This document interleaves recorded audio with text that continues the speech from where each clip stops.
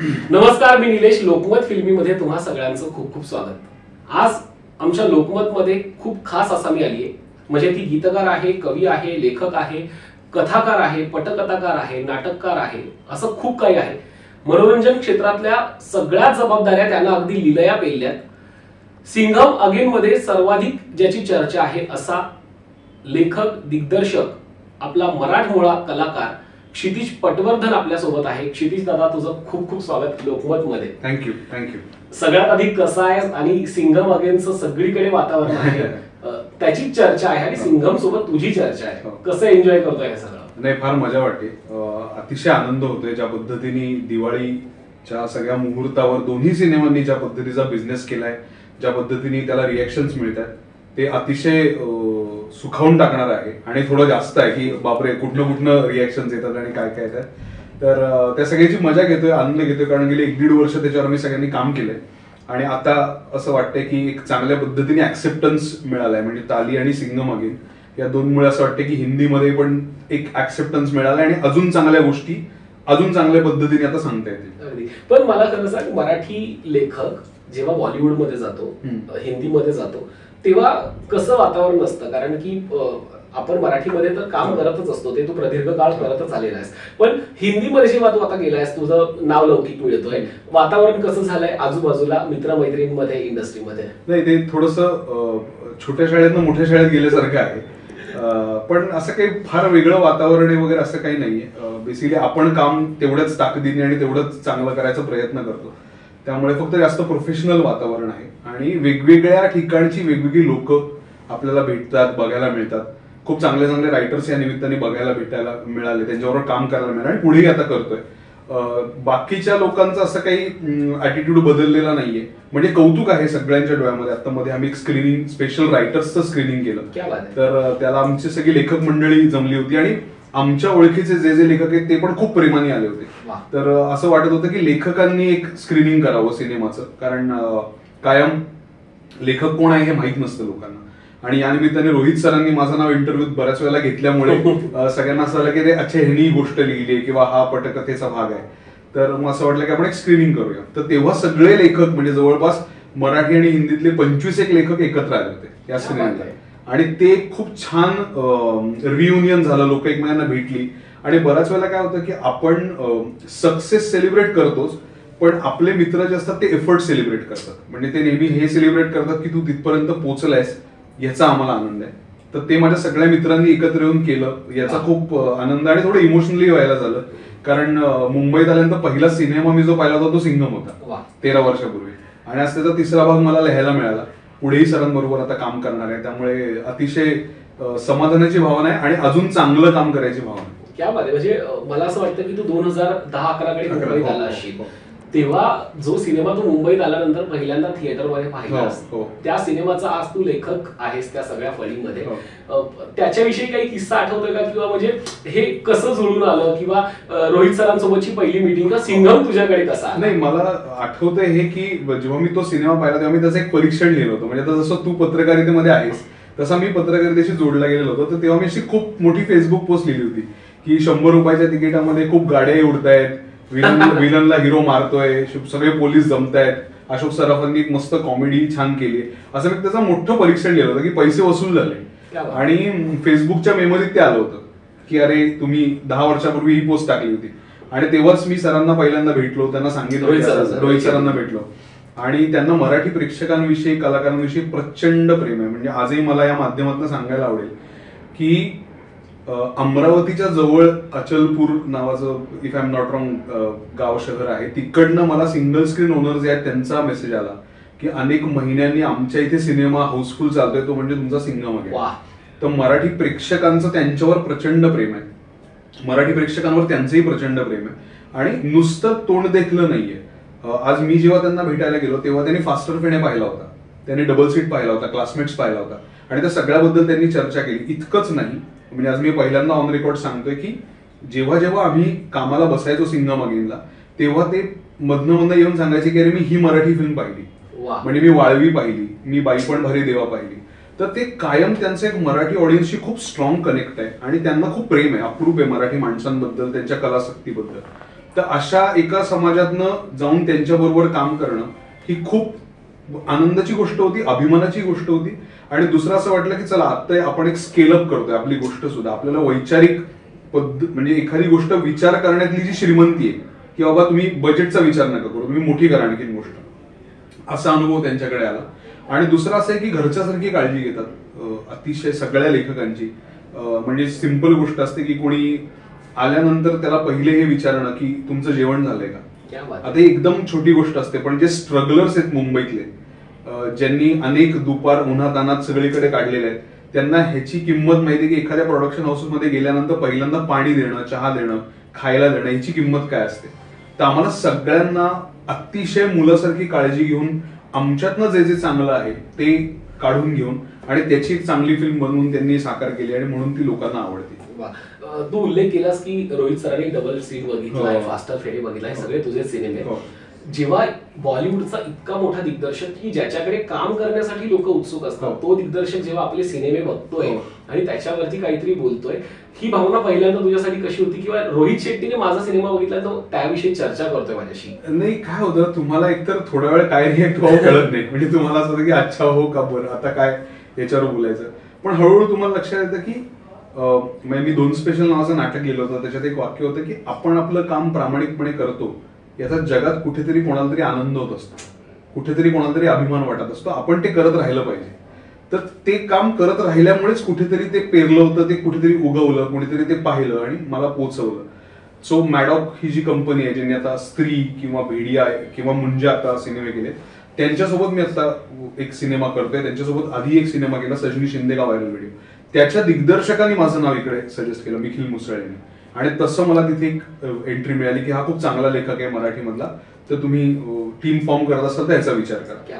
आणि मग मी तिथे जाऊन पुढचं काम सगळं सुरू झालं.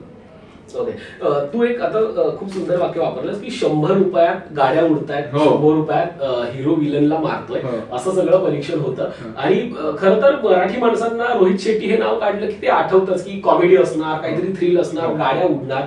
पण हे आता आम्ही पडद्याच्या मागे बघून अनुभवतोय. तू रोहित शेट्टीनं समोरून बघितलंयस, त्यांच्यासोबत काम केलंय, रोज त्यांना जवळजवळ तुझं बोलणं भेटणं असेल. रोहित शेट्टी कसे आहेत पडद्यामागे? अरे ते खूप अप्रतिम माणूस आहेत. आणि बऱ्याच वेळा आपण असं म्हणतो ना की तुम्ही तुमच्या मेंटर्सना भेटू नका, जर तुम्ही भेटलात तर तुमची निराशा होईल, असं एक इंग्लिशमध्ये वाक्य आहे. तर मला एक्झॅक्ट उलटा अनुभव त्यांच्या बाबतीत आला. मी त्यांना जेव्हा भेटलो तेव्हा असं लक्षात आलं की ते अस्सल, त्यांचा डीएनए जो आहे ना तो एकदम अस्सल मराठी माणसाचा जसा असतो तसाच आहे. म्हणजे ते तेवढ्याच इक्वली मजाही करतात, प्रचंड डिसिप्लिन आहेत, काळजी घेणारे आहेत, त्यांना स्वतःच्या म्हणजे हिंदी सिनेमाविषयी प्रचंड प्रेम आहे, त्यांचं अख्खं पोषण त्या हिंदी सिनेमावर झालेलं आहे.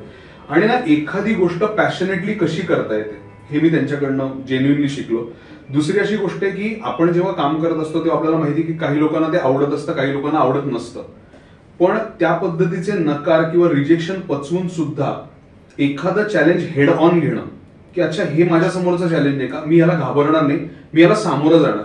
तर ती सामोरं जायची त्यांची जी वृत्ती आहे ना ती मी रोज पाहिलेली आहे सेटवर. म्हणजे मी रोज जेव्हा जेव्हा मी रायटिंग रूम मध्ये बसायचो तेव्हा ती वृत्ती त्यांची पाहिली. आणि दुसरं असं की यश आणि अपयश याच्या पलीकडे जाऊन रोजचा प्रयत्न करणं, म्हणून ते आज एवढी वर्ष 20-25 वर्ष ते काम करतायत.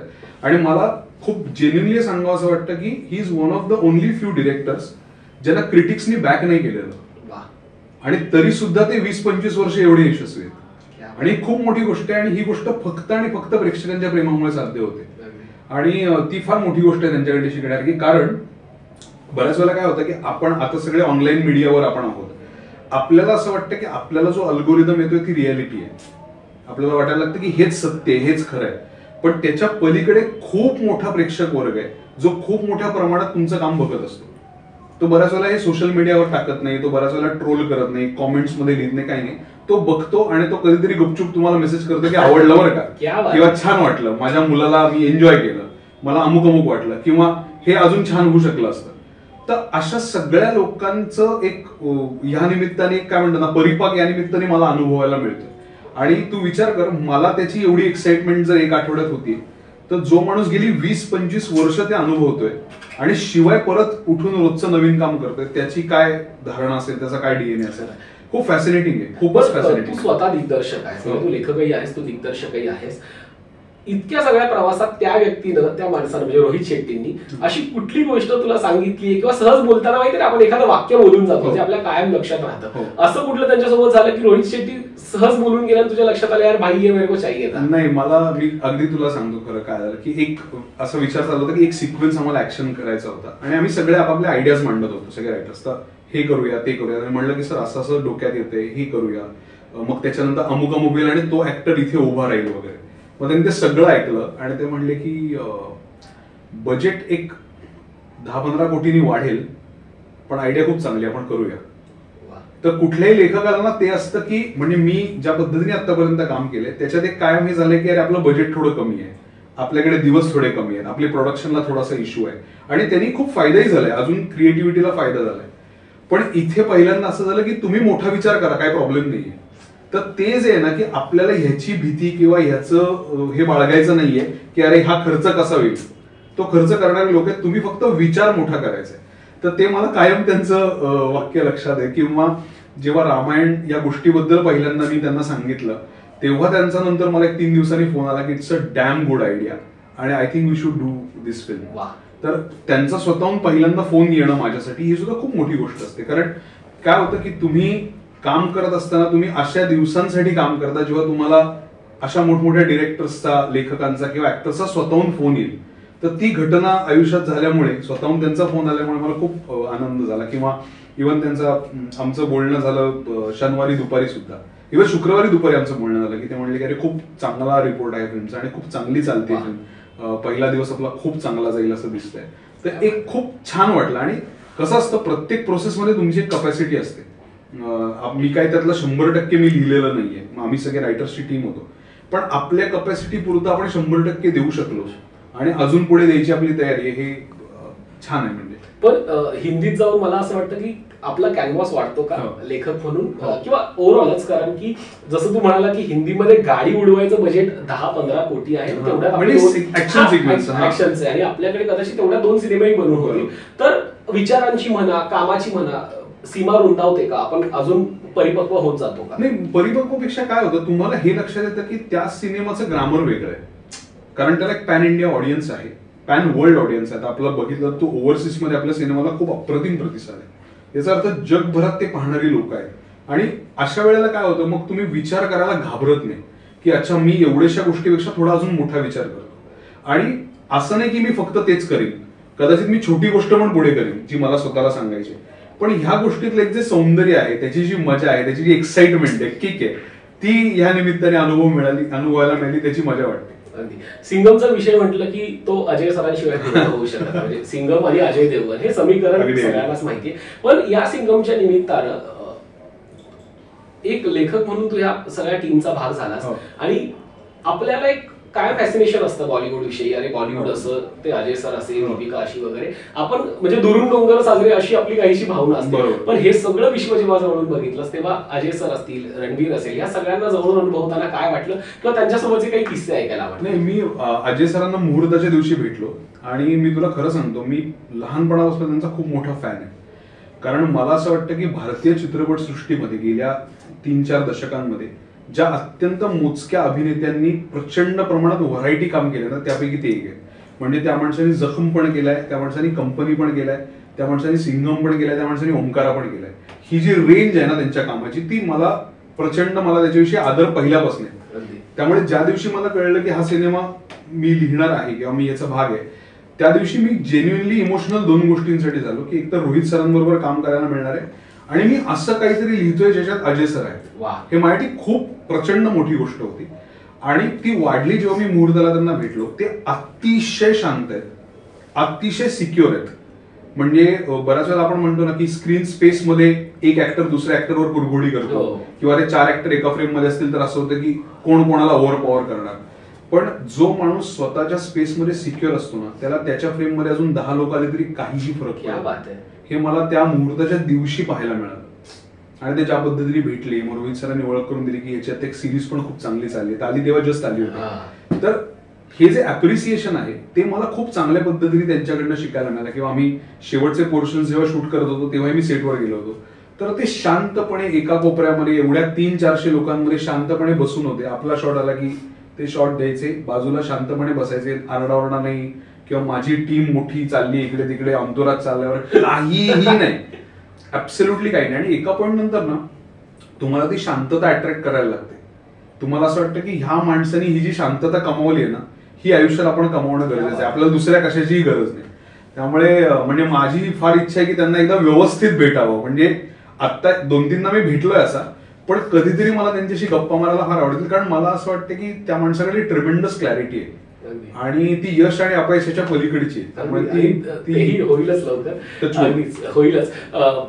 तू विषय काढला तालीचा, आणि ताली ही सगळ्यांसाठी खूप स्पेशल आहे. कारण की गौरी सावंत ज्या सामाजिक कार्यकर्ते आहेत, ज्या तृतीयपंथी समाजाचं आज नेतृत्व करतायत, त्यांच्या आयुष्यावरती सिरीज येणं, त्या एक तर मराठी, त्यात दिग्दर्शक रवी जाधव, त्यात तुझ्याकडनं त्याचं लेखन होणं, म्हणजे हा दुग्धशर्करा योग होता. आणि सगळ्यात स्पेशल गोष्ट म्हणजे जेव्हा ताली कुणालाच अपेक्षित नव्हतं की त्याच्यात सुष्मिता सेन असतील, म्हणजे हे सगळं खूप वेगळ्या पद्धतीने जोडून आलं. ताली कसं मिळालं आणि तालीविषयी ऐकायला आवडेल आम्हाला. त्याच्या आधी मला तुला एक गंमत सांगायची की तू गौरी सावंत, सजनी शिंदे आणि बाजीराव सिंगम हे माझे तिन्ही हिंदी काम आहेत, ही मराठी माणसांचे. त्या तिन्हीचे हिरोज आहेत ते मराठी आहेत. आणि पुढेही जे काही मी करतोय त्याच्यामध्ये पण आपल्याला अशा गोष्टी बघायला मिळतील. कारण मला स्वतःला ही गोष्ट आवडते की जगाला हेवा वाटणारी जी मराठी माणसं आहेत ना, त्यांना हिंदीत घेऊन जाणं फार गरजेचं आहे. आणि ते जर आपण घेऊन गेलो तर आपल्याकडे काय सोनं आहे हे लोकांना डेफिनेटली कळेल. आणि आज मला गौरी सावंतांच्या सिरीज नंतर लिटरली अमेरिकेत LGBTQ सेक्टरमध्ये, हेल्थकेअरमध्ये काम करणाऱ्या लोकांचे मेसेज आले की तुम्ही ह्या पद्धतीचे, भारतीय वंशाचे आहेत ते, पण त्यांचं आलं की तुम्ही या पद्धतीने सिरीज करणं हे खूप महत्वाचं आहे आत्ताच्या गोष्टीसाठी. तालीचा अनुभव मला एक्स्ट्रॉर्डिनरी होता, मला घाबरवून टाकणारा होता. कारण मला ते जगच माहित नव्हतं आणि गौरीला भेटल्यानंतर त्या जगाची माहिती कळली. आणि कायम लेखक म्हणून हा आपण विचार करतो की आपल्याला घाबरवणारं काय ते करून बघूया, आपलं कदाचित माणूस म्हणून थोडं आपल्यात बदललोय. तर जेव्हा तिच्याकडनं अनुभव ऐकले, अजून तिच्या सहकार्यांना जेव्हा भेटलो, तेव्हा असं लक्षात आलं की आपण फारच सुखवस्तू आणि फारच निवांत आयुष्य जगतोय. आपला स्ट्रगल हा मुळात स्ट्रगल नाहीच आहे, अगदी एका वाक्यात सांगायचं तर. आणि जेव्हा तुम्हाला हे लक्षात येतं की तुमच्यापेक्षा अत्यंत खडतर परिस्थितीत काही लोक जगतायत आणि ते उमेद घेऊन जगतायत, चेहऱ्यावर हसू ठेवून जगतायत, तेव्हा तुम्हाला तुमच्या बाबतीत काही वाटायलाच लागत नाही. तुम्हाला असं की आपण फारच सुखी आहोत, आपल्याला 2 वेळेचं जेवण आहे, छप्पर आहे, घरात AC आहे, सगळं आहे आपल्याकडे, मग आपण कशाबद्दल रडत बसलोय. तर गौरीच्या त्या कथांनी आम्हाला एक तर हलवलं.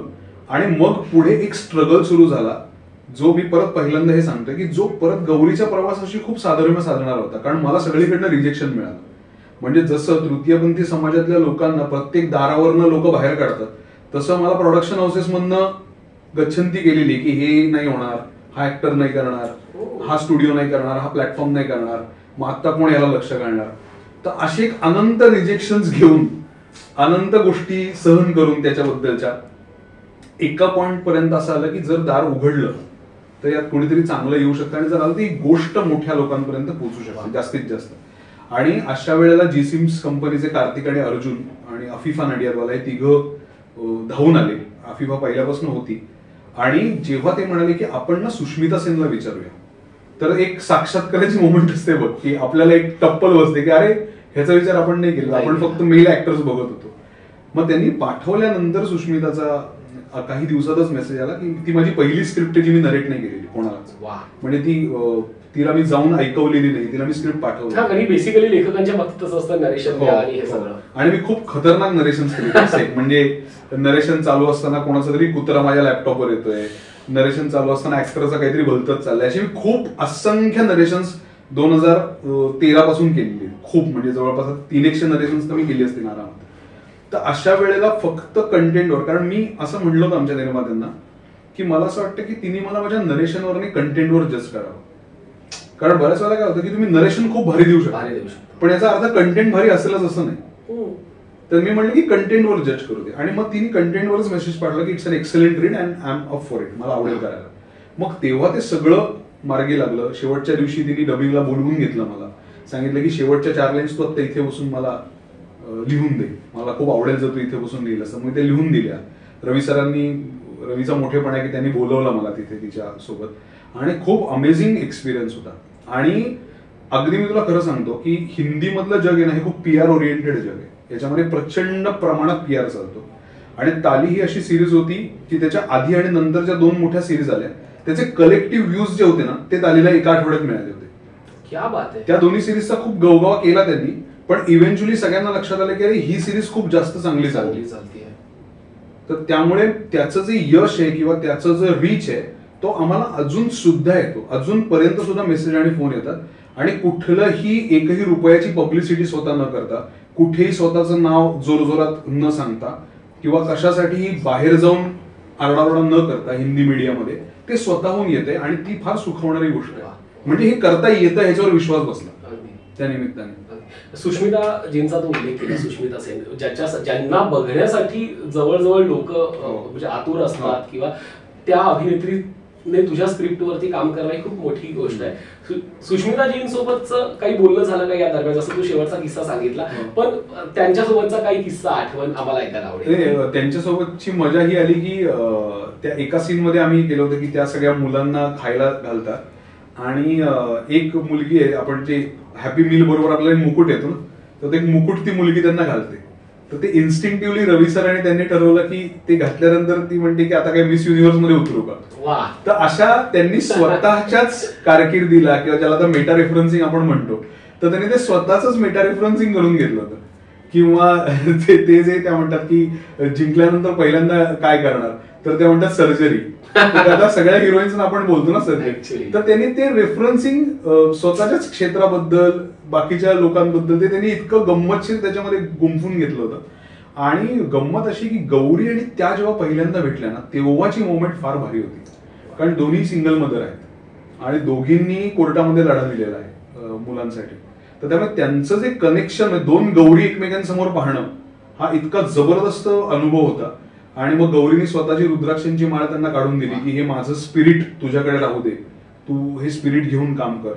किंवा अख्खा त्यांनी हॉस्पिटलमध्ये जो सिक्वेन्स आहे पावसामध्ये बसले असतात, त्यांना 102 का 103 ताप होता, त्या अख्ख्या तापात त्यांनी रात्रभर पावसात बसून तो सिक्वेन्स केला. आणि हे ट्रिमेंडस गट्सचं काम आहे.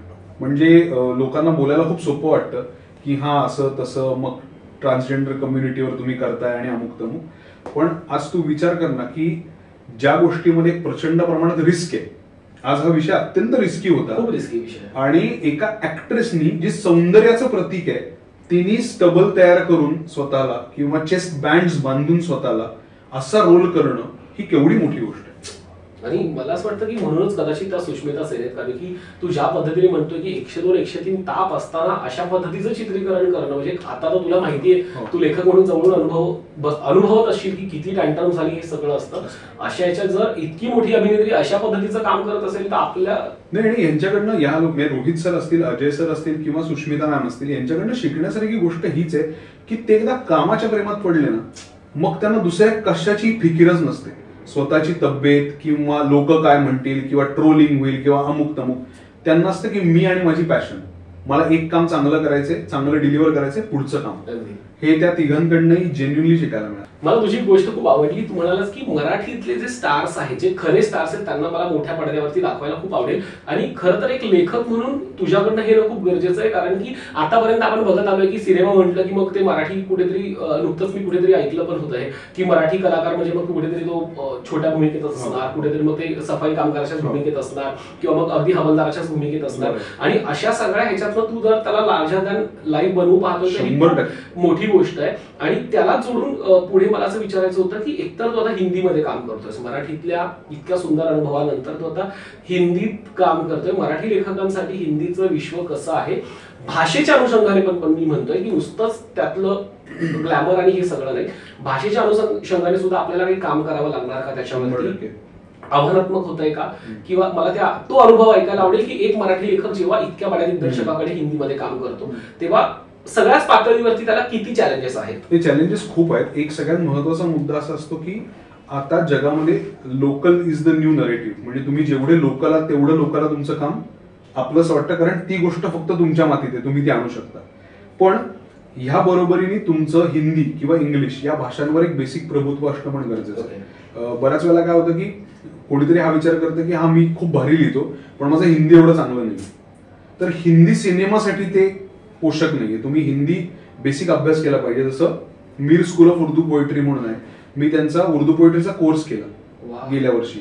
याचं कारण मला असं लक्षात आलं की काही गोष्टी ज्याच्या आपल्या हिंदीमध्ये पण मराठी येते, तर आपण हिंदी कवितांचा, हिंदी साहित्याचा, उर्दू साहित्याचा, उर्दू कवितांचाही अभ्यास करूया, जेणेकरून आपलं जे हिंदी किंवा उर्दू आहे ते हिंदीसारखं वाटेल.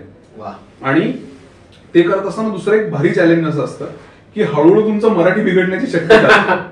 म्हणजे तुम्ही खूप दिवस हिंदी लिहायला लागला तर अचानक एक दिवस मराठी गाणं लिहिताना असं होतं, अरे हा शब्द मला का नाही सापडत आहे. तर ती दुहेरी जबाबदारी, तुम्हाला मराठी तितकंच इंटॅक्ट ठेवायला लागतं. म्हणजे असं आहे की दिवसाची सुरुवात करताना कधीतरी मी इंग्लिश वाचतो, मध्ये हिंदी वाचतो, पण रात्री झोपताना रोज मी मराठी पुस्तकच वाचतो. कारण ती आपली आई आहे, म्हणजे त्याच्याबरोबरच आपण ते पुस्तक वाचूनच आपण रात्री झोपतो. तर तुम्हाला भाषांवर, तिन्ही भाषांवर काम करायला लागतं. कारण इकडे एलिव्हेटर पिच नावाची कॉन्सेप्ट आहे. म्हणजे तुम्ही प्रोड्युसर बरोबर लिफ्टमध्ये आहात आणि पहिल्या मजल्यावरनं तुम्हाला 10व्या मजल्यावर जायचे किंवा 4थ्या मजल्यावर, तो मजला येईपर्यंत तुम्हाला गोष्ट सांगता आली पाहिजे आणि त्याला ती आवडली पाहिजे. आता ही गोष्ट 2 किंवा 3 वाक्यांमध्ये तुम्ही कशी सांगू शकता, तेही इंग्लिशमध्ये किंवा हिंदीमध्ये, कारण त्याला मराठी येत नाही. तर मग अशा वेळेला तुमच्या डोक्यामध्ये तो एक्सरसाइज तुम्ही सतत करायला लागतो की उद्या धपकन मला कोणीतरी मोठ्या प्रोडक्शन हाऊसमधून फोन आला आणि तो म्हणला की माझ्याकडे 2 मिनिटं आहेत, तू मला पटकन सांग काय गोष्ट आहे, किंवा माझ्याकडे 10 मिनिटं आहेत, मी असं नरेशन केलेलं आहे की माझ्याकडे 5 मिनिटं आहेत, मला ताली काय सांग. तर अरे बापरे काय सांगायचं आता. किंवा मी एका खूप साऊथच्या खूप मोठ्या ऍक्टरला जाऊन नरेशन दिलं होतं आणि तिथे गेल्यानंतर असं कळलं की त्याला हिंदी येतच नाही. तर मी म्हणलं की ओके, आणि मग असं ठरलं की हा मग अख्खं नरेशन इंग्लिशमध्ये दे. तर आता काय होतं की धर्मसंकट आहे की तिथे आल्यानंतर आता तुम्ही गेलात त्याला भेटायला हैदराबादला, तो समोर बसलेला आहे, त्यांनी 1 तास दिलेला आहे, आणि आता तुम्ही जी स्क्रिप्ट हिंदीत लिहिली ती तुम्हाला अख्खी तिथल्या तिथे इंग्लिशमध्ये ऐकवायची. तर त्यावेळेला तुमची भाषा कमकुवत असून उपयोग नाही. तुम्हाला ती त्या पद्धतीने, मी त्याला 25 मिनिटाचं नरेशन दिलं की हे असं आहे, हे असं आहे, हा फ्लो आहे, अमुक आहे तमुक आहे, आणि मी मध्ये म्हणलं त्याला की तुमचं जसं हिंदी आहे तसंच माझं इंग्लिश आहे, त्यामुळे तुम्ही समजून घ्या. तोही त्याच्यावर हसला. तर त्यामुळे अशा गोष्टी त्यावेळेला तुम्ही समयसूचकता दाखवून किंवा त्यावेळेला मजा करून न्यायला लागतात, पण तुम्हाला बेसिक त्याचं स्किल अक्वायर करणं मराठी लेखकांना खूप जास्त गरजेचं आहे. ओके, म्हणजे स्किल जर असेल आणि तुमचं भाषेवरती प्रभुत्व असेल तर तुम्ही म्हणजे मराठी जसं तू आज हिंदीत लिहिल्या काम करतो तसं करू शकता. म्हणजे ते असं अशक्यही असं नाहीये. म्हणजे आता मी आता हे 3 सिनेमे मी जे लिहिले त्याच्यात मराठी बॅकग्राऊंड आहे, पण एक माझा पुढचा सिनेमा आहे तर त्याच्यात काहीच मराठी नाही, ते सगळं उत्तर प्रदेशशी रिलेटेड आहे. तर त्यावेळेला मग मी बनारसला जाऊन आलो, तिथली भाषा काय ते बघितली, तिथले शब्द काय ते बघितले, तिथले लोक काय पद्धतीचा डायलेक्ट वापरतात तो बघितला, आणि मग ते लिखाणाला आणलं. सो तेही तुम्हाला करायचं, अभ्यास केल्याशिवाय पर्याय नाही. क्षितिज म्हणून मी तुला एक असं विचारतो की क्षितिज पटवर्धन हे कपाट आहे, त्याच्यात अनेक कप्पे आहेत. एक कप्पा गीतकाराचा, एक कथाकाराचा, एक पटकथाकाराचा, एक नाटककाराचा आहे, अजून काही कवीचा एक कप्पा आहे. कुठल्या वेळी कुठला कप्पा उघडायचा, आपण लेखक असलं की मग आपल्याला काय, आपण समोरच्याला जे हवं ते आपल्याला द्यावं लागणार. कुठल्या वेळी कुठला कप्पा उघडायचा आणि कुठला कप्पा बंद करायचा हे कसं ठरतं? कारण की दिवसभरात तुला अनेक फोन येत असतील, अनेक मागण्या होत असतील, आणि मागणी कसा पुरवठा करताना हे जे उघडझाप आहे या सगळ्या कलेच्या दालनांची, ती कशी करतोस? ती प्रत्येकाची मनात एक चावी असते की बाबा ह्या कप्प्याची चावी आता आपल्याकडे आहे, तो आता आपल्याला उघडायचा आहे. आणि 2 प्रकार असतात त्याच्यात. म्हणजे एक खाण्याच्या भाषेत सांगायचं तर एक पटकन 5 मिनिटात बनणाऱ्या पोह्यांसारखं आहे, आणि एक 10 तास करणारा बिर्याणी सारखं आहे. म्हणजे त्या दोन्हीचं एक ग्रामर आणि दोन्हीचा कॉन्टेक्स्ट वेगळा आहे. गाणं तुला आता आपण बसलोय आणि तुम्हाला म्हटलं की अमुक अमुक विषयावर गाणं लिहायचं, तर कदाचित मी 10 मिनिटात तुला लिहून देऊ शकेन, कारण आता तो एक मसल मेमरीचा किंवा सवयीचा किंवा क्राफ्टचा भाग झालाय. पण हे करत असताना आता गाणं लिहिलं म्हणून चला पटकन यश मिळालं, आनंद झाला, त्याचे व्ह्यूज आले, युट्यूबचं बटन आलं वगैरे म्हणून ते यश न मानता लार्जर फॉर्मॅटमध्ये पण भूक जिवंत ठेवायची. वाह, की आता हे सगळं ठीक आहे, एका बाजूला नाटक चालू आहे किंवा गाणी चालू आहेत, पण सिनेमाची पटकथा लिहिणं ही वर्षभराची प्रोसेस आहे. तर तुमचा इन्थुझियाझम न घालवता किंवा यश अपयश ह्याच्याविषयी हे न करता, इंस्टाग्रामवर रोज स्टोऱ्या न टाकता, जर तुम्ही लार्जर फॉर्मॅट परस्यू करत असाल, ते सगळ्यात अवघड काम आहे. कारण त्याला तुम्हाला एवढी डिस्ट्रॅक्शन्स असतात. कारण काय होतं की तुम्ही एक काहीतरी गोष्ट लिहित असता आणि मध्ये समाजात एवढ्या गोष्टी घडत असतात की त्या तुम्हाला अफेक्ट करतातच. पण ते अफेक्ट न करता स्वतःच्या क्राफ्टवर लक्ष देणं आणि रोज काही पावलांनी पुढे जाणं ही खूप अवघड प्रोसेस आहे. आता मी जे सिनेमे लिहितोय ते तर गेले 3-4 वर्ष त्याचं लिखाण चाललंय. आता ते कुठेतरी अंतिम टप्प्यात येतील, अजून आलेले नाहीयेत, येतील आणि येतील अशी मला आशा आहे. येतील. तर त्यामुळे ती एक लॉंगर जर्नी आहे आणि ती तुम्हाला सतत रोज उठून करावीच लागते. म्हणजे मला तुझ्याशी बोलताना हे प्रकर्षाने जाणवतं की खरंच लेखक होणं खूप अवघड आहे. खूप अवघड आहे. बघ ना, तू म्हणालास की आपल्या आजूबाजूला किती काय काय घडत असतं, म्हणजे आपल्या वैयक्तिक आयुष्यात असू दे, सामाजिक आयुष्यात असू दे, आणि या सगळ्यातलं पण आपल्याला आपलं करायचंच आहे. तू साधी गोष्ट बघ ना की आज फेसबुकवर आपण 4 ओळी लिहिताना पण विचार करतो की अच्छा हे टाकू का, मग ह्यांना काय वाटेल, ह्याचं हे लिहिलं तर ह्याचा काय इम्पॅक्ट होईल, असं एक सगळेजण हा विचार करत असतात.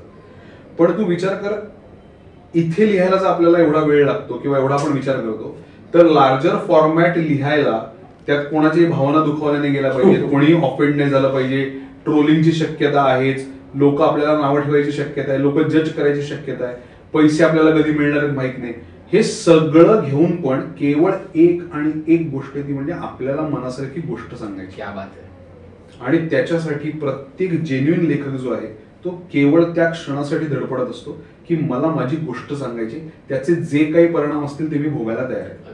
तर त्या परिणामांची चिंता न करता माझी गोष्ट सांगायची जी धडाडी ज्याच्यात आहे ना, तो ते कधी ना कधी सांगतो. मी तुला थोडं मागे येईन. जसं की मी मगाशी म्हणालो की रोहित शेट्टींविषयी मराठी प्रेक्षकांना खूप कुतूहल आहे, ती आदर आहे, आणि तसाच आदर, तीच उत्सुकता आहे रितेश देशमुख यांच्याविषयी.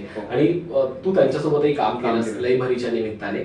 आम्हाला रितेश सरांसोबतचा अनुभव ऐकायला आवडेल, कारण की ते म्हणजे आता आपले भाऊ झालेले सगळ्या मराठी माणसांचे. तर रितेश सोबतचा अनुभव कसा होता? रितेश सरांची एक प्रचंड मोठी खासियत आहे, त्यांच्याकडे ना समोरच्याला आदर द्यायची फार मोठी वृत्ती, आणि ती त्यांच्याकडे एक पिढीजात आलेली आहे. आणि ती फक्त दिखाव्यापुरती नाहीये. म्हणजे आपण खूप वेळेला पाहतो की लोक नम्रतेची ऍक्टिंग करतात, की ते दाखवतात की ते नम्र आहेत. पण मी रितेश सरांबरोबर जे काही काम केलं त्याच्यात मला जेन्युइनली जाणवलं की त्यांना जेन्युइनली लोकांची चांगलं वागायला आवडतं. ते जयंती आणि जेनेलिया मॅम हे दोघेही जेन्युइनली तसे आहेत. आणि काही लोकांची तुमचं एक बियॉन्ड वर्क काहीतरी छान तयार होतं ना नातं, तसं माझं त्यांच्याबद्दल आहे. ते एक अतिशय आदर असं आहे. आणि माझ्या मोबाईलमध्ये मी ज्या ज्या माणसांबरोबर काम केले आणि त्यांच्या स्वभावातला जो भाग मला आवडलाय त्या नावाने मी त्यांचा नंबर सेव्ह करतो. क्या बात आहे. हा, तर मी रितेश सरांचा नंबर राईटफुल पर्सन म्हणून सेव्ह केलाय, की ते अतिशय योग्य पद्धतीने लोकांची वागणारी व्यक्ती. ते कधी नुकसान किंवा वाईट नाही करू शकत कोणाचं, आणि ती त्यांची फार मोठी खासियत आहे. याचं कारण असं आहे की जेव्हा तुमच्याकडे एक प्रकारची पॉवर असते किंवा ताकद असते, त्यावेळेला तुम्ही चांगलं असणं फार अवघड असतं, आणि ते आहेत. आणि त्याच्यामुळे मला त्यांच्याबद्दल अजून जास्त आदर आहे. त्यामुळे फास्टर फेणे असो किंवा माऊली असो, या दोन्ही प्रोसेसच्या दरम्यान आम्ही एकत्र जी मजा केली किंवा आम्ही एकत्र जे एकमेकांना शेअरिंग केलंय, किस्से हे केलेत, किंवा त्यांना वेळच्या वेळेला त्यांनी मला फोन केला की हिंदी गाणी तुम्ही लिहाल का, ते खूप माझ्यासाठी खूप मोठी गोष्ट आहे की अजय अतुल बरोबर काम करायला मिळणं. तर अशा एक प्रकारचं बॉन्डिंग आहे, आणि ते कामाच्या पलीकडचं आहे. त्यामुळे ते माझ्याविषयी म्हणजे मला त्यांच्याविषयी कायम आणि कायम आदराचीच भावना आहे. तू गीतकारही आहेस, तुला तुझंच आवडलेलं सगळ्यात जास्त आवडलेलं गाणं कुठलं, की मीच लिहिलंय जे मलाच खूप आवडलं? मला हा प्रश्न बऱ्याच इंटरव्ह्यूज मध्ये विचारला होता, कारण की आपण खूप लिहितो, पण आपण एका गाण्याचे आपण आपलंच कुठलं तरी. मला माझ्या राजानं माझ्या शिवभर हे जे गाणं आहे खूप लोकांना माहित नाही की ते मी लिहिलं, पण ते चांगली गोष्ट आहे. म्हणजे असं 3-4 वेळा झालं की मी कॅब मध्ये बसलोय आणि तिकडे ते गाणं लागलंय, पण मला मी ते सांगायला असं जात नाही की ऐका हे. तर ती छान वाटतं, कारण लोकांना त्या ह्याच्यात राहू द्यावं, आपणही ऑब्झर्व करावं फक्त. तर ती मजा आहे. तुम्ही अजूनही ऐकलं जात आहे ते गाणं. शिवजयंतीला सगळी ठिकाणी वाचतं. मगाशी आपला एक बोलताना मुद्दा निघाला की लेखकाला खूप चॅलेंज असतं भावना दुखावल्या जाण्याचं, कारण की हल्ली खूप लोकांच्या भावना दुखावल्या जातात. सध्याचं सामाजिक वातावरण खूपच ढवळून निघालेलं आहे. लेखक या सगळ्या, आणि भावना दुखावणं तर म्हणजे लेखकाला लिहिल्याशिवाय चैन पडत नाही. आणि हल्ली सोशल मीडियावरती लिहिणं म्हणजे थरकाप उडवणं. म्हणजे तू एक काहीतरी वेगळ्या अँगलने लिहिलेलं असतं, त्याला वेगळं वळण दिलं, म्हणजे वेगळाच काहीतरी प्रकार सुरू आहे. या सगळ्याविषयी संवेदनशील लेखक म्हणून काय वाटतं? नाही, या सगळ्याच ना तुमच्या मनात ह्याचं तुम्ही कंपार्टमेंटलायझेशन करणं खूप गरजेचं आहे. कारण काय होतं की आज तुम्ही काहीही लिहिलं तर त्याच्याबद्दल तुम्हाला उलटसुलट प्रतिक्रिया येणारच आहे. आपण आता इंटरव्ह्यू घेतो, याच्या खाली लोक लिहितीलच 100%. पण एक तुम्हाला समजणं गरजेचं आहे की तुमचा जो प्रेक्षक वर्ग आहे ना, तो प्रेक्षक वर्ग तुमच्याशी सहमत असतो किंवा असहमत असतो, पण तो कधीही तुम्हाला उद्देशून पर्सनल, घाणेरडी, बोचरी, घरच्यांशी रिलेटेड किंवा तुम्हाला खाली पाडणारी टीका नाही करत. कारण त्याला हे माहिती असतं की तुम्ही आणि तुमचं काम या दोन वेगळ्या गोष्टी आहेत आणि तो कामाबद्दल बोलत असतो. तर मला नेहमी वाटतं की प्रेक्षक आणि ट्रोलर्स याच्यामध्ये हा मूलभूत फरक आहे की प्रेक्षक हे पैसे खर्च करून तुमचं काम बघायला जातात, त्यामुळे त्यांना हा हक्क मिळतो की ते तुमच्या कामाविषयी चांगलं आणि वाईट दोन्ही बोलू शकतात आणि तो त्यांचा हक्क आहे. म्हणजे उद्या त्याच्याविषयी कोणी म्हणलं की आम्हाला नाही आवडलं किंवा आम्हाला हे कमी वाटलं किंवा कशाला तुम्ही असं काहीतरी केलं, तर हे तुम्ही ऐकून घेतलं पाहिजे, कारण त्यांनी पैसे खर्च करून तुमचं तिकीट काढून ते बघितलेलं आहे.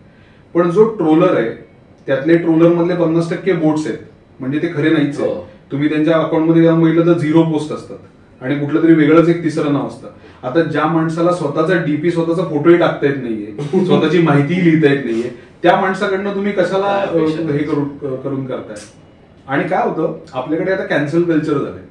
म्हणजे काय, कोणी काही टाकलं की पटकन त्याच्या खाली एक वाक्य लिहून मोकळं व्हायचं की तो माणूस दिवसभर कामाला लागतो. अरे हा माणूस मला असं म्हणाला, आलं बोंबललं सगळं तुमचं दिवसभराचं. आणि काय होतं, सगळ्यात ह्याचा तोटा काय होतो की तुमच्या आजूबाजूला तुमच्यावर प्रेम करणारी जी माणसं आहेत ना, तुम्ही त्यांच्याकडे दुर्लक्ष करायला लागतं. म्हणजे ग्राउंड रियालिटीमध्ये तुमच्यावर प्रेम करणारी, तुम्हाला सपोर्ट करणारी आणि तुमचं भलं चिंतणारी खूप जास्त लोक आहेत ऑनलाईन तुम्हाला त्रास देणाऱ्या लोकांपेक्षा.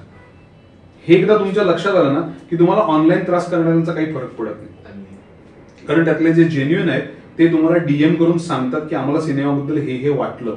आणि हे केलेलं आहे लोकांनी, माझ्या सगळ्या कलाकृतींच्या बाबतीत केलेलं आहे आणि मी त्या प्रत्येकाशी बोललेलो. पण जे ट्रोलर्स आहेत त्यांनी ट्रोलिंग करत राहावं, कारण आजपासून 10 वर्षांनी, 20 वर्षांनी, 50 वर्षांनी लोक काम कोणी केलं होतं हे बघणार आहेत, बोललं होतं कोण हे बघणार नाहीये. त्यामुळे आपण करणारं व्हायचंय का बोलणारं व्हायचंय हे ज्याचं त्यांनी ठरवायचं. तू आता प्रेक्षकांचा मुद्दा काढलास म्हणून मला आवर्जून आज थोडा वेगळा प्रश्न विचारायचा आहे. गेल्या काही दिवसातलं म्हण किंवा काही महिन्यातलं म्हण, जर तू बघशील आपल्या चित्रपट सृष्टीकडे तर धडाधड सिनेमे येत आहेत. दर आठवड्याला एक, आठवड्यातनं दोन महिन्यात जवळपास आपल्याला नावही सांगता येणार नाही इतके सिनेमे येऊन गेलेले आहेत. आणि ते किती चालतायत आणि काय चालतात याच्या बाबत एक वेगळीच चर्चा होऊ शकते. तर काय आपलं नक्की चुकतंय कुठे? मला एक, तू यशस्वी लेखक म्हणून मला तुला विचारायचं आहे, आपलं गणतंय कुठे? कारण की मराठी सिनेमा चालत नाहीये हा सिनेमांचा दोष आहे, की लोक म्हणतात तसं की मराठी प्रेक्षकांचा हा दोष आहे की प्रेक्षक आपल्या सिनेमांकडे येत नाही? नेमकं हे समीकरण कुठे चुकतंय, तू कसं बघतोय त्याच्याकडे? तुमच्या रायटिंगच्या भाषेमध्ये एक अशी टर्मिनॉलॉजी की तुमच्या थर्ड ऍक्ट मध्ये जर प्रॉब्लेम असेल, शेवटात प्रॉब्लेम असेल, तर प्रॉब्लेम शेवटात नाही, प्रॉब्लेम सुरुवातीत आहे. तो सुरुवातीला आहे म्हणून तो शेवटपर्यंत आलाय.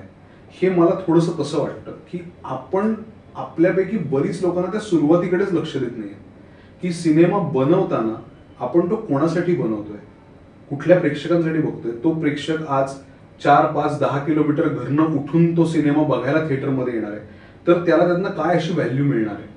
मग ती व्हॅल्यू जर मिळणार असेल तर ती 2 सिनेमांमध्ये एकाच दिवशी, 3 सिनेमांमध्ये, 5 सिनेमांमध्ये डिवाइड करायची आहे का? वेगवेगळ्या जॉनरचे सिनेमे एका दिवशी येणं ठीक आहे, जसं बुलबुले आणि सिंगम एका दिवशी आले, कारण टोटली डिफरंट जॉनर आहेत. पण एकाच पद्धतीचे, एकाच पठडीतले सिनेमे आजूबाजूला येणं याने सगळ्यांचंच नुकसान आहे एक. आणि दुसरं काय होतंय की आत्ता आजूबाजूला एवढी गर्दी आहे सगळ्याच माध्यमांची, त्या माध्यमांच्या गर्दीमध्ये आपला सिनेमा कसा उठून दिसेल, कसा वेगळा दिसेल याच्यासाठी काहीतरी काम करणं खूप गरजेचं आहे. अदरवाईज काय होतं की तो एक सिनेमा लागला, त्याची काही होल्डिंग लागली, एक शुक्रवार, शनिवार, रविवार गेला की एक पटकन आपण हे करायला मोकळे होतो की झालं, संपलं. पण तसं नाहीये. काय होतंय, आपल्याकडे मराठी सिनेमा बघायचं खूप चांगलं कल्चर होतं, आणि हे मी होतं अशासाठी म्हणते की आता मला ते थोडं कमी झाल्यासारखं वाटतंय. ते कल्चर परत आणण्यासाठी दर 3-4 महिन्यांनी एक चांगला मराठी सिनेमा येणं खूप गरजेचं आहे. आणि मी असं म्हणत नाही फक्त व्यावसायिक, कलात्मक सिनेमेही तितक्याच ताकदीचे मराठीत येतात, चालतात, लोक बघतात. पण त्याला जी ब्रीदर गॅप द्यायला पाहिजे ना, की दर 3-4 महिन्यांनी वर्षाला 6-7 चांगले मराठी सिनेमे आले आणि त्या प्रत्येक सिनेमावर आपण आपली सगळी शक्ती लावली, की एक इंडस्ट्री म्हणून किंवा एक क्षेत्र म्हणून आपण सगळी ताकद लावली की हा आमचा बेस्ट अटेम्प्ट आहे या जॉनर मधला, आता आपण प्रेक्षकांना हे देऊया. मी तुला लिहून देतो, तर मग प्रेक्षक 101% गर्दी करते. काय होतं, आपली प्रेक्षकांकडनं अपेक्षा आहे, पण आपण हे विसरतो की प्रेक्षकांची आपल्याकडनं आहे. करेक्ट. आणि आजच्या सगळ्या परिस्थितीमध्ये जर 3 जणांच्या कुटुंबाला सिनेमा बघायला यायचं तर 2,000 रुपये खर्च करायला लागतात. तर ते 2,000 रुपये वर्थ आपण त्यांना काम करून देतोय का, हा विचार सुद्धा आपण करायला पाहिजे.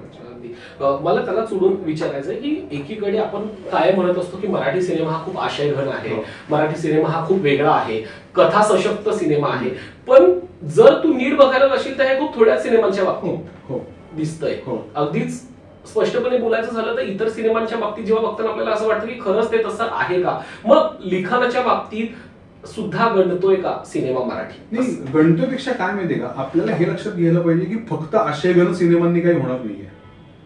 म्हणजे आशयघन म्हणजे की कलात्मक सिनेमा. म्हणजे आता वेड हे त्याचं खूप प्राईम एक्झाम्पल आहे की वेड सारखा सिनेमा जो अतिशय चांगला कमर्शियल सिनेमा होता, अतिशय वेल पॅकेज्ड सिनेमा होता, उत्तम निर्मिती मूल्य असलेला होता आणि एक चांगली गोष्ट होती त्या सिनेमामध्ये, उत्तम गाणी होती. हा सिनेमा मराठीत कसा चालला मग? 50-60 कोटीच्या वर त्यांनी व्यवसाय केला असेल. याचा अर्थ तसा प्रेक्षक वर्ग आहे मराठीमध्ये, ती स्टार पॉवर पण आहे मराठीमध्ये. तर ती जास्तीत जास्त शोधून बॅलन्स आउट करणं. आज आपण मल्याळम सिनेमाचं नाव घेतो की मल्याळम सिनेमामध्ये कलात्मक आणि कमर्शियल हे दोन्ही सिनेमे होतात आणि दोन्ही चालतात. आपण 100% तो रूट फॉलो करू शकतो. आणि मला असं वाटतं की ते लेखकांवर जबाबदारी ही असते. काय होतं प्रॉब्लेम की आज तू मल्याळम मधला कुठलाही मोठा सिनेमा घे, तू ती गोष्ट मराठी लेखकाला एखाद्या निर्मात्याला सांगायला सांग आणि बघ तो अप्रूव्ह करतो. आता कंटेंट प्रूव्ह झाल्यानंतर सगळ्यांना तो करायचा आहे. पण एखादा नवीन लेखक जेव्हा म्हणतो की मला ना दशावतारावर फिल्म करायची, किती निर्माते तयार होतील? कारण ते आयडेंटिफाय करणारी लोक खूप कमी आहेत. मी मागे एका पॉडकास्टमध्ये म्हणलं की टॅलेंट नाहीये का? अजिबात नाही, टॅलेंट खूप आहे. प्रेक्षक नाहीयेत का? प्रेक्षक खूप आहे. त्यांना जोडणारा मधली फळी नाहीये. ती मधली फळी तयार होणं गरजेचं आहे, जी उठून हे सांगेल की हे 5 दिग्दर्शक, हे 5 लेखक, तुम्ही सिनेमे बनवा, मी तुम्हाला बॅक करतो. हे आता मराठीत होणं खूप गरजेचं आहे. मी थोडं तुला मगाशी एका मुद्द्याकडे नाही, मगाशी आपण बोलता बोलता एक रिजेक्शनचा मुद्दा आला होता. आपल्याकडे अभिनेत्यांना रिजेक्शन मिळालं की त्याचं खूप म्हणजे त्याच्याविषयी खूप बोललं जातं की कलाकारांना रिजेक्शन मिळतं, अभिनेत्याला ऑडिशन ह्या सगळ्या गोष्टी होतात. पण आता या निमित्ताने आपण लेखकाचं याविषयी उलगडतो. लेखकाला रिजेक्शन असतं का आणि ते कसं असतं, त्याच्याविषयीचा एखादा किस्सा आम्हाला ऐकायला मिळेल? कारण की आपल्याला लेखकाला रिजेक्शन असतं का याच्याविषयी कधी कोणी लेखकाला रिजेक्शन खूप खतरनाक असतं आणि रोज असतं. आणि एक इंग्लिशमध्ये असं म्हणतात की लेखक असून रिजेक्शन फेस न करणं हे म्हणजे बॉक्सर असून बुक्का फेस न करणार आहे. ते तुम्हाला रोज मिळणारच आहे, हे तुम्ही याची तयारी ठेवा. आणि माझ्या रिजेक्शनचे फार खतरनाक गमतीदार किस्से आहेत की पूर्ण नरेशन झाल्यानंतर लोकांनी विचारणं की बरं हे काय, कशासाठी आहे हे सगळं, किंवा ह्याचा काय अर्थ आहे या सगळ्याचा, किंवा कोण करणार आहे हे सगळं, किंवा आम्हाला नाही जमणार, किंवा काही नरेशन झाल्यानंतर समोरच्या माणसाने काहीच प्रतिक्रिया न देणं की ओके ओके आता मी निघतो असं म्हणून उठून जाणं. तर आपल्याला असं होतं की 3 तास घसा फोडून आता ऐकवलं या माणसाला आणि हा काही न बोलता उठून सरळ निघून जातो. किंवा काही नरेशन्स मी अशी केलीत की समोरची माणसं मोबाईलवरच आहेत पूर्ण वेळ मोबाईलवर. मग आपण थांबतो की सर ऐका ना किंवा काय, हा असं मी खूप खूप केलेलं आहे. बेसिकली काय माहिती का, मला नेहमी असं वाटतं की attention is the highest form of respect. जर तुम्ही समोरचा बोलत असताना मोबाईलवर असाल तर याचा अर्थ तुम्ही त्याचा अनादर करताय. इतकी सिंपल गोष्ट आहे. आणि नरेशनच्या बाबतीमध्ये तर मी हे रोज अनुभवलेलं आहे. रोज म्हणजे मी तुला छातीटोकपणे सांगतो की रोज मी जिथे जिथे पूर्वी सिनेमांची याची नरेशन्स केली ना, मी लिटरली आवाज वाढवायचो, म्हणजे ओरडारड्याच्या लेवलचा आवाज करायचो. कारण मला हे सांगायचं की अरे मी काहीतरी महत्वाचं वाचतोय, तर तुम्ही 2 मिनिटं मोबाईल बाजूला ठेवा. आणि असं कॉन्फरन्स रूम मध्ये 10-12 लोक असताना, तर असे खूप प्रसंगातनं मी गेलेलो आहे. दुसरं एक काय होतं त्याच्यामध्ये की लोकांचा हेतू हा नसतो की अनादर करणं, पण त्यांना पटकन हे असतं की माझ्यासाठी काय. म्हणजे ऍक्टरला बाकीच्या लोकांच्या कामात इंटरेस्ट नसतो. ओव्हरऑल स्क्रिप्ट, माझा पार्ट कधी येतोय, माझंही कधी तयार होतंय. तर अशा वेळेला तुम्हाला खूप ट्रिकी असतं हे करणं. आणि काय होतं मग असं नको व्हायला की ह्या ऍक्टरसाठी तुम्ही वेगळी स्क्रिप्ट वाचली, त्या ऍक्टरसाठी वेगळी स्क्रिप्ट वाचली आणि दोघांना सेटवर आल्यानंतर कळलं की अरे बापरे याचाच रोल जास्त आहे. मला जे वाचलं होतं ते तसं नव्हतं. म्हणजे सजनी शिंदे का व्हायरल व्हिडिओ या सिनेमाची मी 33 नरेशन्स केली, लिटरली 33 नरेशन्स. आणि हिंदीतल्या अतिशय मोठमोठ्या अभिनेत्रींना मी नरेशन दिले. आता त्यातल्या काही जणी अतिशय चांगलं त्यांनी नरेशन ऐकलं, उत्तम इनपुट्स दिले, त्याचा सिनेमाला खूप फायदा झाला. पण काही जणी अगदी की मला 40 मिनिटच आहेत, मग मला कॉस्ट्युम ट्रायल आहे, मग अमुक आहे, मग तमुक आहे, मग हे येते, नो प्रॉब्लेम. आणि अशा वेळेला ना तुम्हाला थोडासा पाठी सगळ्यांना दाखवायला लागतो की नसेल वेळ तर नका, काय फरक नाही. म्हणजे आम्ही काय असं दारात पडलेलो नाहीत की अरे तुम्ही ऐकल्याशिवाय आमचा उद्धार होणार नाही. हा, तर त्यामुळे तुम्ही तो रिस्पेक्ट त्या माणसाला समजावून देणं पण खूप गरजेचं असतं. आणि दुसरं असं की रिजेक्शन घेणं ही एक कला आहे, आणि मी हे जेन्युइनली सांगतोय. त्या कलेत जर तुम्ही कलाकार झालात तर तुम्हाला जगातलं कुठलंही रिजेक्शन हलवू शकत नाही, आणि ते तुम्हाला बेटरच बनवतं. त्यामुळे हे मी फर्स्ट हँड अनुभव घेतलेले. तुला थोडक्यात विचारली की मराठी सिनेमांविषयी आपण बोलतोच, पण लेखकांच्या दृष्टिकोनातून आता वेबसिरीज एक मोठं माध्यम खुलं झालंय. वेबसिरीज कडे कसं बघतो, आणि तू हिंदीत लिहिशीलच किंवा लिहितही आहेस, मराठी कंटेंट हा वेबसिरीज पर्यंत कधी सशक्तरित्या पोहोचेल किंवा पोहोचू शकतो का यशस्वीरित्या? मराठी वेबसिरीजचं चित्र आता थोडंसं डेंजरस स्टेटमध्ये आहे असं मला वाटतं. कारण मराठीमध्ये तितकेसे प्लॅटफॉर्म नाही आहेत मराठी वेबसिरीज बनवायला, आणि जरी असले तरी मराठी कंटेंट वेबसिरीजमध्ये पैसे देऊन कन्झ्युम करणारा खूप मोठा ऑडियन्स नाही.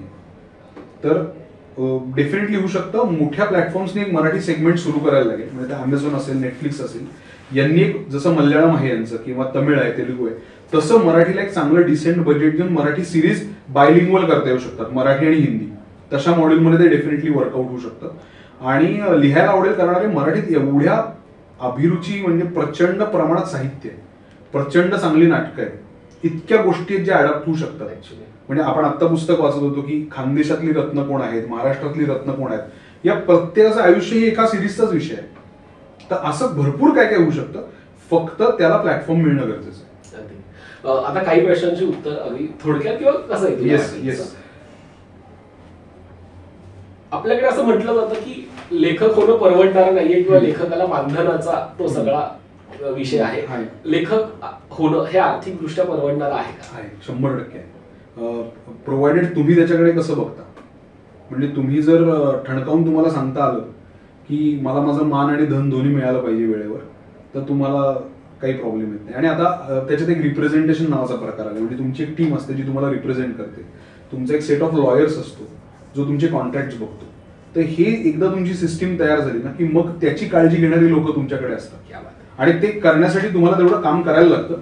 पण तुम्ही एकदा तिथपर्यंत आलात की ती काळजी घेतली जाते, त्यामुळे ते डेफिनेटली तसं आहे. काही लेखकांच्या मते असंही आहे की लेखकाला ओळखच दिली जात नाही.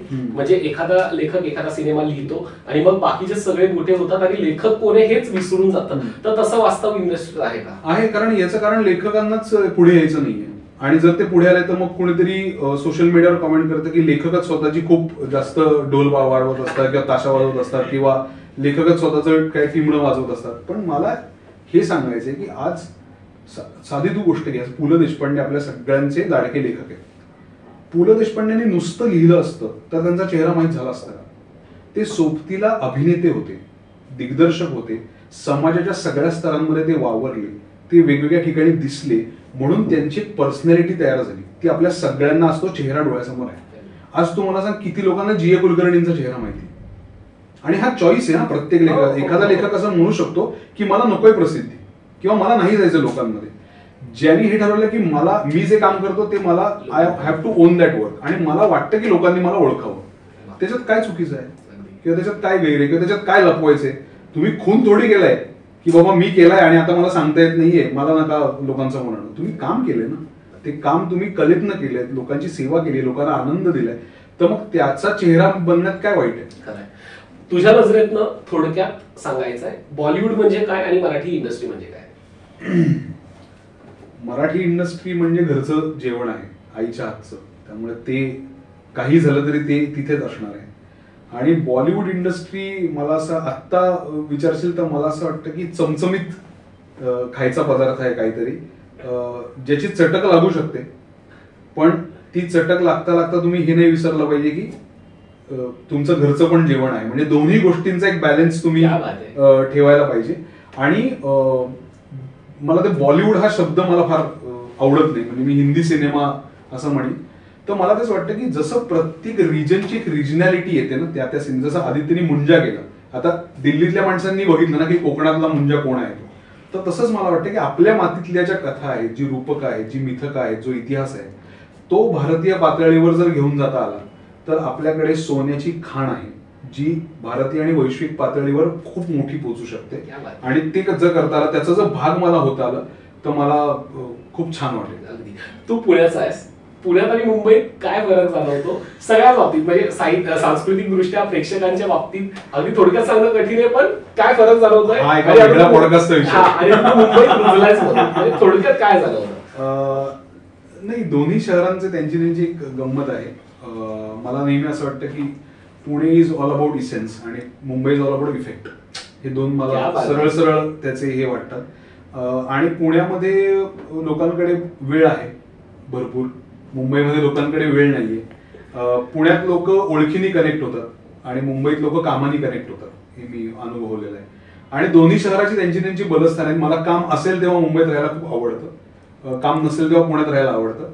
पण देवाच्या दयेने म्हणा किंवा नियती किंवा निसर्ग म्हणा, आतापर्यंत काम आहे त्यामुळे जास्तीत जास्त वेळ मुंबईतच आहे, त्यामुळे मजा येते. लेखक म्हणून सिद्ध होत असताना, म्हणजे नाटक एकांकिका इथून पुढे पुढे जात असताना पहिला ब्रेक आठवतोय का, की ज्याचं तुला खूप कुतूहल वाटलं, किंवा एक तो आयुष्यातला किस्सा आठवतोय का पहिल्या ब्रेकचा? मी मागे इंस्टाग्रामवर हे केलं होतं, आस्क मी नावाचं एक हे केलं होतं. तर त्याच्यात कोणीतरी मला विचारलं होतं की तुमच्या आयुष्यातली सगळ्यात आनंदाची घटना कुठली लेखक म्हणून.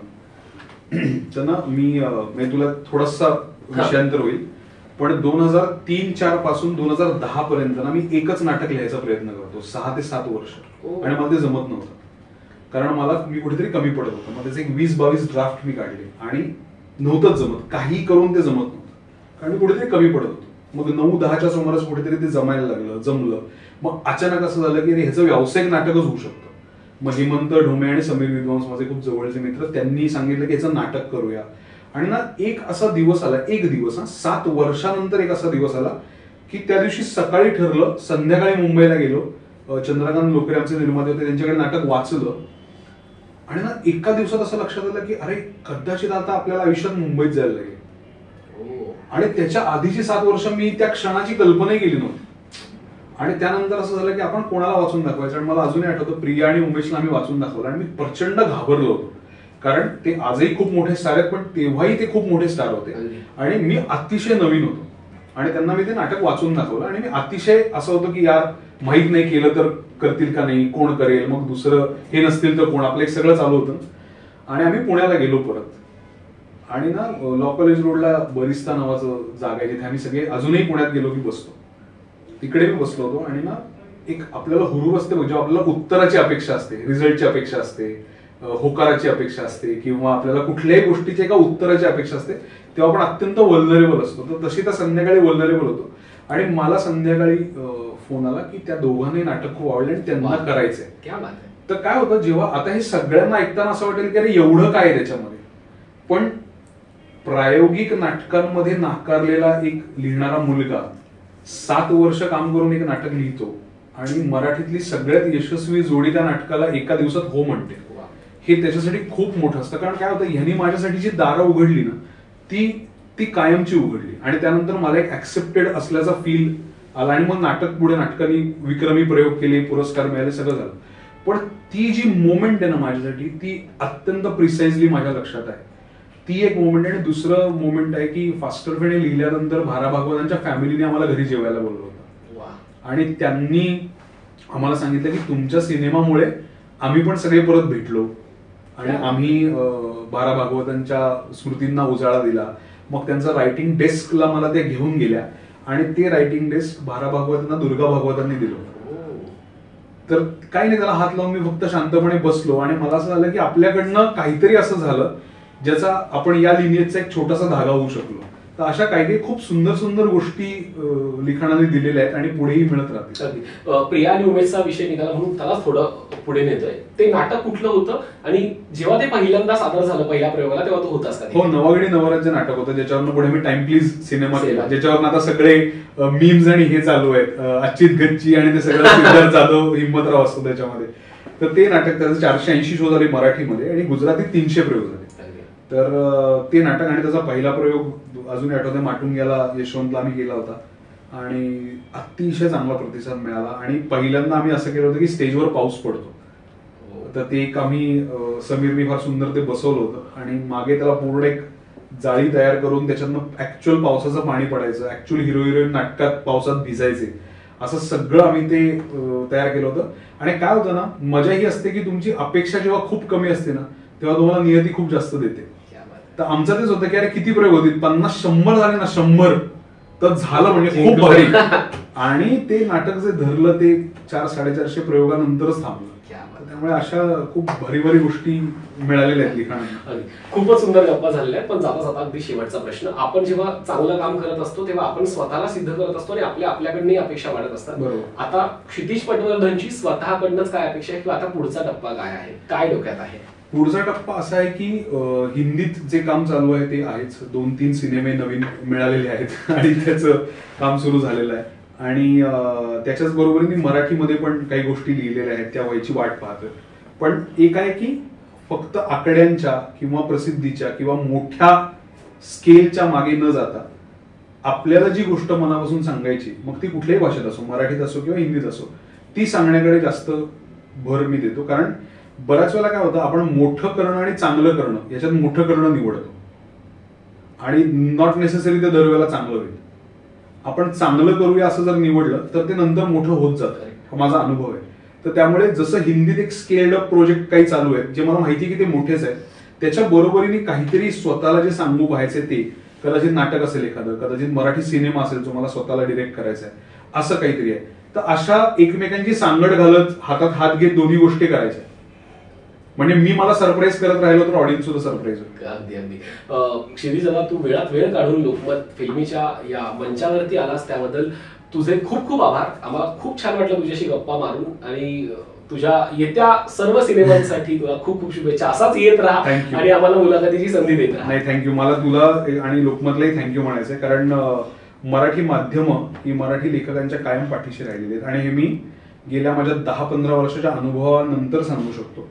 बऱ्याच वेळेला आपण असं होतं ना की आपल्याकडे सिनेतारका किंवा नट किंवा दिग्दर्शक यांना एक ऑब्व्हियस ग्लॅमर आहे आणि कारण ते पडद्याच्या पुढे दिसत असतात, परंतु एखाद्या गोष्टीच्या मागे काय चाललंय आणि ते कोण करतंय याचा एक रेफरन्स ठेवून त्या माणसांना बोलवणं हे खूप महत्वाचं आहे. आणि हे फक्त लेखकांसाठी नाही, हे सांस्कृतिक दृष्ट्या महाराष्ट्रासाठी खूप महत्वाचं आहे.